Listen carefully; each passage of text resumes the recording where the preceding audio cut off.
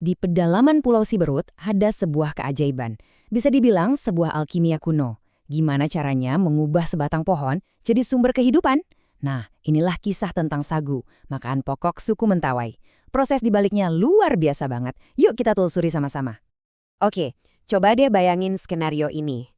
Anda lagi di tengah hutan, sendirian, nggak ada apa-apa kecuali sebatang pohon pelem di depan mata dan ya apapun yang ada di sekitar. Kira-kira bisa nggak ya pohon itu diubah jadi makanan buat bertahan hidup? Nah, kalau buat kita mungkin itu teka-teki yang susah banget ya. Tapi buat suku Mentawai, ini bukan teka-teki. Ini adalah cara hidup mereka. Sebuah kearifan yang diwariskan turun-temurun, sebuah blueprint untuk bertahan hidup yang selaras banget sama alam.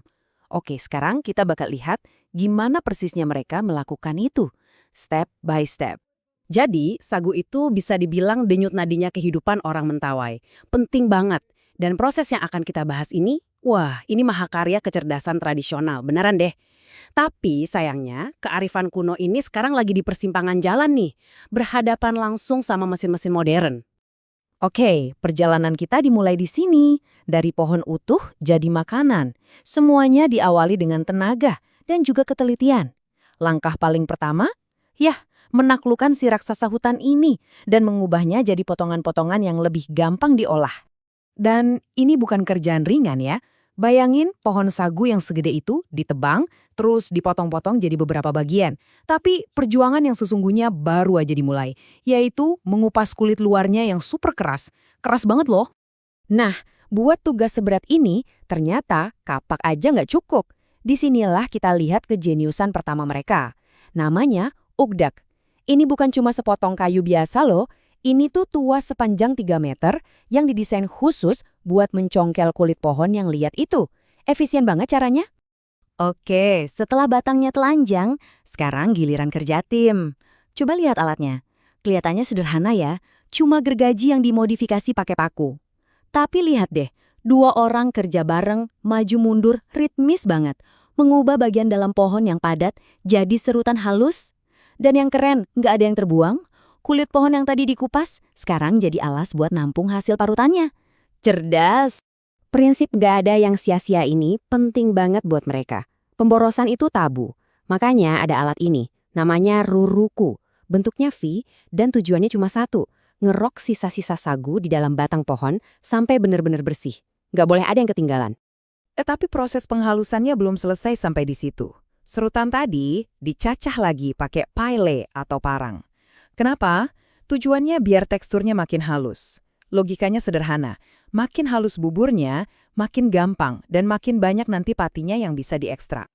Nah, bubur sagu yang udah halus ini kan berat dan basah ya. Jadi harus diangkut pakai wadah khusus. Bukan keranjang biasa. Ini namanya buluk-buluk. Dibuat dari pelepah daun sagu kering, kuat banget buat nahan beban. Keren ya solusinya, selalu datang dari hutan itu sendiri. Oke, sekarang kita masuk ke bagian yang menurut saya paling jenius. Puncaknya rekayasa tradisional Mentawai. Tahap pencucian. Lupakan deh mesin cuci modern, listrik, atau logam. Mereka bikin mesin cuci sendiri yang super canggih, bahannya cuma kayu, bambu, sama sabut kelapa. Dan inilah dia, namanya dereat. Ini jantung dari semua proses ini. Semacam stasiun penyaringan yang dibangun dengan sangat teliti di atas air. Tugasnya cuma satu, tapi sangat krusial. Misahin emas putihnya, yaitu pati sagu, dari ampas-ampasnya. Keajaibannya dereat ini ada di lantainya. Jadi ini bukan lantai biasa, tapi sistem filter 4 lapis yang cerdas banget. Paling atas itu ada sabut kelapa, ini filter utamanya. Di bawahnya ada 3 lapis bambu yang disusunnya saling silang. Tujuannya apa? Buat menciptakan celah-celah penyaringan yang pas banget. Seperti kata Pak Franciscus Sabulat, salah satu warga di sana yang masih memegang pengetahuan ini, fungsinya ya simpel, agar ampas sagu tidak ikut hanyut dengan sari pati sagu. Sederhana kedengarannya, tapi ini prinsip rekayasa yang presisi loh, dan semuanya cuma pakai bahan dari alam. Terus, gimana cara kerjanya? Gini, bubur sagunya ditaruh di atas filter tadi, terus digunyur air sambil diinjak-injak. Nah, gerakan injakan ini yang memeras keluar patinya dari serat. Nanti, airnya yang udah kecampur pati bakal ngalir ke bawah lewat filter-filter itu. Jadi kayak cairan putih susu gitu. Cairan berharga inilah yang ditampung. Oke, patinya udah berhasil dipisahin dari ampas. Tapi ini masih dalam bentuk cairan. Perjalanannya belum selesai. Pertanyaan berikutnya, gimana cara mengubah cairan ini jadi tepung padat yang bisa disimpan lama? Oh ya, sekedar info nih, semua proses yang udah kita lihat dari awal dari nebang satu pohon sampai tahap ini, itu makan waktu kira-kira setengah hari kerja keras. Jadi kebayang ya, betapa besar usaha dan waktu yang dicurahkan buat setiap butir sagu. Nah, setelah air sagu tadi dikumpulin di wadah, seringnya sih pakai sampan bekas, sekarang giliran alam yang ambil alih.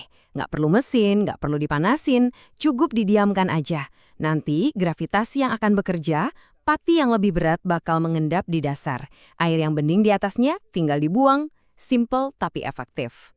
Endapan basah itulah hasilnya, tepung sagu murni. Buat nyimpennya, mereka juga punya kemasan alami yang keren, namanya tapri. Ini wadah dari anyaman daun sagu, jadi bisa bernafas. Fungsinya buat jaga kelembapan tepungnya biar awet. Jadi keseluruhan sistem yang super genius ini, yang benar-benar menyatu sama hutan, sekarang justru berada di persimpangan jalan. Di satu sisi ada tradisi yang kaya akan pengetahuan, di sisi lain ada modernitas yang menawarkan kepraktisan. Coba kita bandingkan deh.